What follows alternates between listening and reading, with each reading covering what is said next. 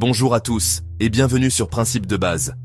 Ici, la vérité ne sera jamais enchaînée, et voilà pourquoi il n'y a que ceux qui la supportent et qui l'aiment qui viennent et reviennent ici, pour s'informer ou se remémorer ces lois universelles qui dirigent ce monde, dont la connaissance nous permettra de bien ajuster nos choix pour avoir une vie épanouissante et enrichissante.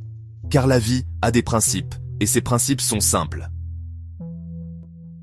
Aujourd'hui, parlons de la nature humaine.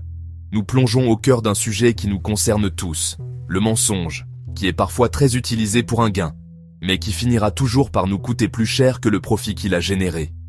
Vous êtes-vous déjà demandé ce qui se passe dans votre cerveau, votre âme et votre esprit lorsque vous mentez, aux autres ou à soi-même? Comment le mensonge impacte-t-il les circuits neurologiques et quelles en sont les conséquences à long terme? Dans cette vidéo, nous allons explorer en profondeur les effets cachés du mensonge, comment il affecte votre cerveau et pourquoi il peut être bien plus destructeur qu'on ne peut l'imaginer pour votre bien-être mental, émotionnel et spirituel, et même physique aussi. Nous mentons toutes et tous, mais car il y a toujours un mais. Il y a tellement de catégories. Il y en a qui peuvent mentir et dormir en paix, et d'autres à qui même la plus petite des omissions volerait le sommeil et la paix. Il y en a qui ignorent complètement que leur mensonge finira par se savoir, et d'autres qui se disent « quand ce moment viendra, on trouvera un nouveau mensonge pour couvrir l'ancien ». Ainsi, couche après couche, années après années, s'accumulent des strates de mensonges à tel point qu'il n'est pas rare que la personne ne sache même plus ce qu'elle avait dit au sujet d'un certain aspect de leur passé, d'une saison particulière de sa vie, de ce qui s'est réellement passé lors d'un événement précis. Il y en a qui mentent par peur des conséquences auxquelles ils espèrent échapper, et d'autres pour acquérir une chose ou faire un profit qu'ils ne sont pas sûrs d'obtenir s'ils ne cachonnent pas la vérité, s'ils disent toute la vérité, s'ils n'inventent pas des histoires. Dans la plupart des cas, la personne qui ment pour une acquisition est certaine qu'elle va la perdre si la vérité venait à être connue. Alors, elles font et vivent dans le mensonge pour un gain, un profit, ou pour tirer avantage de quelqu'un ou d'une situation. Ce qui rejoint parfois la peur, quand il s'agit d'un profit, un avantage, une porte ouverte dont on redoute ce qui arriverait si on perdait cela. Il est extrêmement rare de se servir du mensonge pour rien, à moins d'avoir atteint un état pathologique sérieux. Ça, c'est ce que la science a appelé la mythomanie. On est d'accord là, ce sont des personnes malades. Donc, dans les cas normaux, il y a toujours une raison, une opinion, une envie. Ça part toujours du fond de nous. À certains moments, on utilise le mensonge pour ne pas avouer la vérité. Parfois, on utilise le mensonge pour éloigner l'autre de la vérité. Ce qui s'appelle de la désinformation. On ne choisit pas n'importe quel mensonge, mais un qui va intentionnellement éloigner et ôter toute chance à l'autre de découvrir la vérité, ou tout au moins, de s'en approcher. Il ne s'agit pas seulement de cacher ce qui est vrai, mais de fournir ce qui est suffisamment faux pour obtenir l'action qu'on attend, ce qui est profondément manipulateur. Et, osons le dire, c'est carrément diabolique. Le mensonge n'est pas toujours verbal. On peut mentir par ce qu'on dit ou ne dit pas, et on peut aussi mentir par ce qu'on est ou ce qu'on n'est pas. Prenons le cas d'homme ayant pour projet de séduire une femme, apparaît bien soigné. Grâce aux habits empruntés chez un ami ou pris dans un magasin avec l'intention de le retourner après, arrive dans un véhicule qui n'est pas le sien, une montre et chaussures hors de prix. Bref, une parure sulfureuse et avec de belles histoires et promesses montées de toutes pièces à raconter. Alors que l'image qu'il projette n'est qu'une fabrication pour séduire, car c'est loin de ce qu'il est en réalité. Le mensonge par le paraître. Très commun les faux semblants. Il est vrai qu'il faut se montrer sur son meilleur jour au premier rendez-vous, mais quand ce qu'on transparaît n'est plus seulement la mise en valeur de ce qu'on est réellement, mais une fabrication, un montage qu'on utilise pour convaincre l'autre et obtenir ce qu'on désire, alors c'est un crapuleux mensonge et de la manipulation. Une femme qui espère devenir épouse d'un homme de valeur et d'une moralité ou d'un rang social élevé serait bien tentée de cacher un passé, ou une partie au moins, parce qu'elle se dit que cet homme ne l'acceptera jamais s'il connaît tout sur son passé sexuel. Parfois, les traces indélébiles de ce passé caché et secret qu'elle porte en elle, même de façon inconsciente, reviendront toujours tôt ou tard hanter, empoisonner ou même carrément détruire la vie de couple. Voilà pourquoi il vaut mieux être rejeté pour ce qu'on est que d'être accepté pour ce qu'on n'est pas. Ceci est valable pour l'homme comme la femme. le mensonge est aussi un vol, car on dérobe la vérité et on laisse vivre une personne avec une connaissance partielle, un savoir faux, avec l'objectif de lui cacher ce qui est vrai ou de l'en éloigner. On laisse alors l'individu dupé dans une cage, dans laquelle ses décisions et ses choix sont pris sur la base d'informations erronées qui lui feront faire des choix qui seront totalement contraires à ceux qu'il aurait fait s'il connaissait la vérité. C'est encore moins grave quand on le fait à une personne qui nous ment aussi et qui est malhonnête. Mais quand c'est à une personne qui vous donne une confiance authentique, un amour réel et sincère, et qu'en retour, vous lui dérobez sa vie ou une partie par la ruse et le mensonge, c'est carrément se mettre un impitoyable maléfice sur notre propre tête. C'est une dette maléfique. Chaque jour dans cet état est un jour où l'accumulation des intérêts sur cette dette augmente. Et quand on doit la rembourser, on doit aussi payer les intérêts. En partie, on les paye chaque jour que dure la dette. Peu de personnes prennent en compte le poids psychologique du mensonge. La lourdeur de la culpabilité que doit soulever notre âme chaque jour, chaque seconde, afin de trouver sous cet amas de fausseté quelques instants de paix, de joie, qui seront toujours de courte durée, éphémères et encore plus frustrants. Car le cerveau de son côté doit aussi gérer la surcharge cognitive liée à toute la suractivité qui découle de la création, de l'entretien, de la protection des mensonges dans lesquels on vit. Et le plus grave, le stress que génère, de façon subconsciente, la peur de cet instant où la vérité finit par être révélée. On détaille cela après. Reste connecté, presse le bouton, j'aime, partage et abonne-toi à la chaîne si tu aimes ce genre de contenu. On ignore ou ne prend pas en compte le triste fait que cet état de stress, d'anxiété permanente, cette angoisse persistante et grandissante, cette boule dans le ventre, cette frayeur, à chaque fois que le sujet est évoqué ou qu'on passe juste à côté, on ne le sent pas souvent, mais tout ça peut conduire à des troubles graves de la personnalité, à des troubles du sommeil et même jusqu'à des maladies chroniques. Bien sûr, pendant ces temps, le bonheur qui prend ses racines dans notre âme ne peut trouver une terre fertile en nous. Parce que cet état nous vole toute possibilité d'être vraiment heureux, car la paix du cœur est avant et après tout le premier pilier du bonheur. C'est pour ça qu'on a toujours cette sensation de soulagement, d'un fardeau enlevé quand on traverse la douloureuse et pénible minute de l'aveu, de la confession de la vérité sur ce qu'on a fait réellement, ce qui s'est vraiment passé, ce qu'on a vraiment pensé, sur ce qu'était notre véritable motivation, ce qu'était notre intention cachée. On se sent léger, il y a cette sensation qu'un fardeau nous est ôté, qu'un joug de servitude est brisé, parce que cette vie dans le mensonge est une réelle servitude. Après avoir tout avoué, notre âme se dit « Enfin, ce calvaire est terminé ». Parce que même si mentir est dur, vivre avec des mensonges est horriblement plus dur. À cet instant, l'idée de conséquence n'est plus si effrayante que l'instant d'avant la confession. On peut accepter sans crainte d'endurer les conséquences négatives de notre mensonge, même les plus terribles, avec le cœur en paix parce qu'on reconnaît avoir mal fait et qu'on a confessé, délaissé et retenu la leçon, ça mes amis. C'est un élixir, un état de bien-être 1000 fois préférable à une vie dans l'hypocrisie. Si c'est déjà connu, laisse un commentaire et partage ton expérience dans les commentaires. Ce sentiment d'apaisement est un booster d'hormones du bonheur et aussi éliminateur des hormones du mal-être. Tu l'as compris à présent, alors soyons un peu plus profonds. Prenons nos lunettes de scientifiques pour aborder la compréhension de ce qui se passe quand le mensonge prend vie ou qu'une vérité est enterrée. Commençons par comprendre ce qui se passe dans notre cerveau lorsque nous mentons. Lorsque vous décidez de mentir, plusieurs zones du cerveau sont activées, principalement dans le cortex préfrontal. Cette région, située à l'avant de votre cerveau, est responsable des comportements cognitifs complexes, de la prise de décision et des interactions sociales.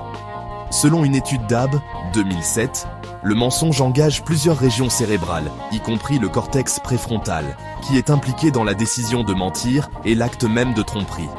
Le cortex singulaire antérieur, CCA, joue également un rôle crucial. Il est impliqué dans la détection des erreurs et la gestion des conflits. Lorsque tu mens, ton CCA travaille dur pour détecter les incohérences et gérer le conflit entre la vérité et le mensonge. L'amygdale, le centre émotionnel de votre cerveau, joue également un rôle.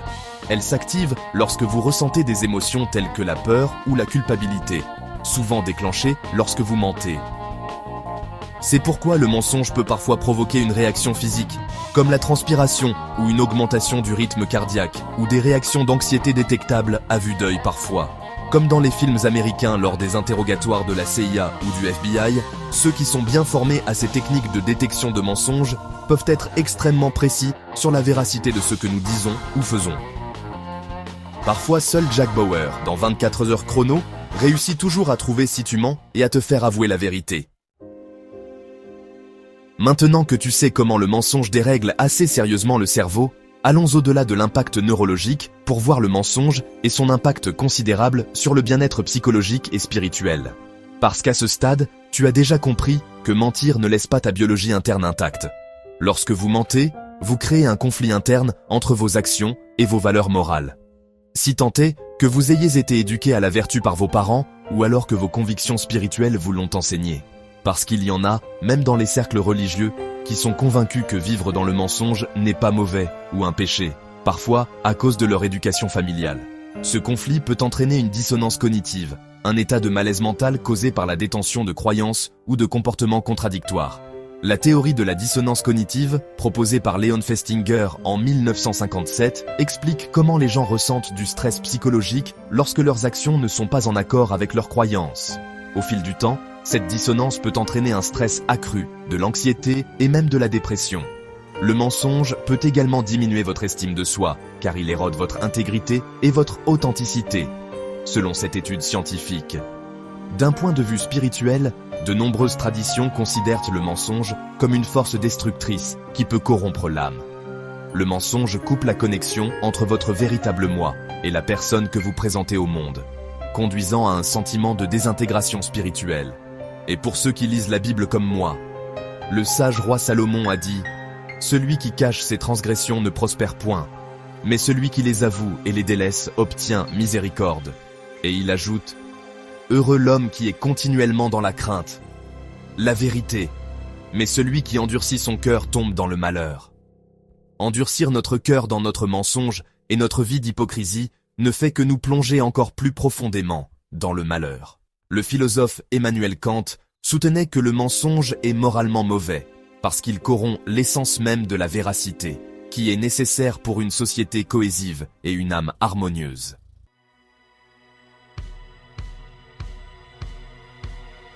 Y a-t-il de l'espoir pour ceux qui sont tombés dans l'habitude de mentir? Absolument oui, mais ce n'est pas facile. La neuroplasticité, la capacité du cerveau à se reconfigurer, offre une voie de récupération. En pratiquant l'honnêteté et la transparence, vous pouvez renforcer les circuits cérébraux associés à la véracité et au comportement éthique.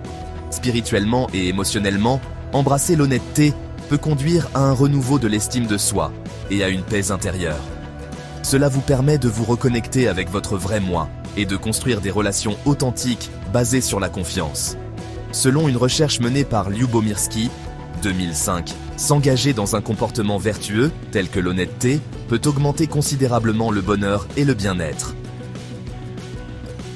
Finissons par parler du mensonge dans le couple. Parfois, le mensonge est tout simplement un manque de transparence, un non-dit, une omission d'un détail dans le récit de son histoire passée ou présente, de sa journée, de ses convictions, ses attentes, ou de son passé avec un ex-conjoint. Ou alors une omission dans la confession de la vérité, lorsqu'on s'est fait prendre en flagrant délit d'un mensonge ou de tricherie ou autre. Parfois, c'est carrément une implacable désinformation dans le but d'éloigner l'autre de la vérité afin de tirer un avantage ou de continuer à garder un privilège ou d'exploiter ce qu'est devenu l'autre. La première chose à savoir est que même si l'autre à qui on ment ne sera jamais au courant jusqu'à sa mort ou pendant toute votre vie de couple, un mensonge, même le plus ancien ou le plus insignifiant, est avant tout une bombe à retardement. Avant même qu'elle n'explose un jour, il te tue déjà à petit feu comme on l'a décrit avant. Le cerveau paye le prix, ton cœur, ton âme, tes projets, la réussite. Tous sont imbibés par cette fumée. Tous paient le prix. Et là, précisons-le, l'autre à qui on a menti n'est même pas au courant. Si l'autre en venait à découvrir la vérité, c'est tout un autre chapitre de conséquences variables et au cas par cas. Raison pour laquelle on se concentre ici sur ce qui tue de l'intérieur, la personne qui ment ou vit dans le mensonge. Parfois, c'est sur le lit de mort que certains se résignent à soulager leur conscience avant de traverser vers l'au-delà. Parce que quelque part en nous, on sait bien, et on le sent bien, que cette vie dans le mensonge, au sujet de ce que nous sommes, ou ce qu'ont été, de ce qu'on fait, ou de ce qu'on a fait, est un fardeau à nul autre pareil. On peut faire semblant, on peut même se donner des raisons, justifier et s'aider de ceux de notre entourage tout aussi corrompus, pour nous aider à nous convaincre qu'on ne fait pas mal de vivre dans le mensonge. Mais au final, une part de notre âme sait tout, ressent tout et supporte tout le poids de cette infernale culpabilité. Cependant, il y a ce que certains appellent le sixième sens, ou l'intuition, ou alors d'autres l'attribuent à nos neurones miroirs. Même si l'autre n'a pas de preuves et qu'il ou elle n'est pas consciemment au courant du mensonge que l'on lui sert, son âme peut percevoir cette dualité subconsciente pour peu qu'il ou elle sache et percevoir les signes. Ce faisceau d'ondes lui apporte des éléments que son subconscient peut capter avec précision, comme tout message subliminal, bien que l'esprit conscient ne puisse y arriver qu'avec beaucoup de travail sur soi et de la pratique. N'avez-vous jamais écouté une personne dans sa narration, et même sans preuve ni raison apparente de douter de la personne, ressentir tout au fond de vos tripes des vibrations fausses? Si c'est le cas, partage en commentaire. Donc, même si l'autre ne peut l'expliquer ni le prouver, il sent au fond de lui ce manque de sincérité qu'il ne peut expliquer, ou il ressent avec force qu'il y a de la mauvaise foi. Bien souvent entre conjoints, sans preuve en face d'un partenaire manipulateur, de mauvaise foi ou narcissique, la victime va préférer éviter d'en parler ou de faire part de ce sentiment de doute, au risque d'endurer les foudres de la rage du conjoint menteur qui va s'abattre sur lui. Et parfois la tournure est de faire l'innocent passer pour celui qui est le méchant de l'histoire. Alors l'autre peut choisir de creuser pour connaître la vérité, ou de passer dessus pour des raisons qui lui sont propres ou propres à la situation. Mais une chose est sûre, le bonheur du couple en est déjà entaché et compromis. La seule personne qui a une chance de vivre heureux malgré cette tâche, c'est sans doute celle qui a un cœur droit, une âme honnête et une conduite intègre. Parce que celui qui vit déjà dans le mensonge a d'office détruit ses chances de trouver ce bonheur. Comme dit Joe Dispenza, nous ne sommes pas punis pour nos péchés, mais nous sommes punis par eux. Parce que s'il fallait que le conjoint qui ignore le mensonge punisse l'autre qui a menti, ce conjoint devrait avoir connaissance de ses mensonges. Et bien souvent, ce n'est pas le cas. Néanmoins, la personne qui vit dans ce mensonge sera toujours punie par ses propres mensonges et se rendra malheureuse par sa propre conduite sans aucune intervention de l'autre. Bien que ce qui arrive fatalement est la projection. Ce conjoint trompeur va projeter la faute, retourner la situation pour que ce soit l'autre qui soit vu comme coupable, comme malfaiteur, comme n'étant pas capable de lui donner du bonheur. Et c'est comme ça que des mariages volent en éclats. Parce que le vrai coupable n'est jamais celui qui est sur le banc des accusés. D'où la fausseté du « quand un mariage prend fin, les torts sont partagés ». Vraiment d'une fausseté hallucinante. Car si dans un mariage celui qui faute en premier avait gardé ses pas des sentiers du mal, ou alors avait humblement reconnu ses torts, et tout fait pour regagner le pardon, par le long et douloureux processus du regain de la confiance brisée, l'autre ne serait même pas induit à réagir par rapport. On plonge dans le politiquement correct, et la phrase toute faite des torts sont partagées. Non. Même si après l'autre y ajoute ses fautes. Le destructeur est celui qui déclenche la bombe le premier. Bien souvent, il n'a même pas besoin de faute de l'autre pour ébranler et démolir le couple.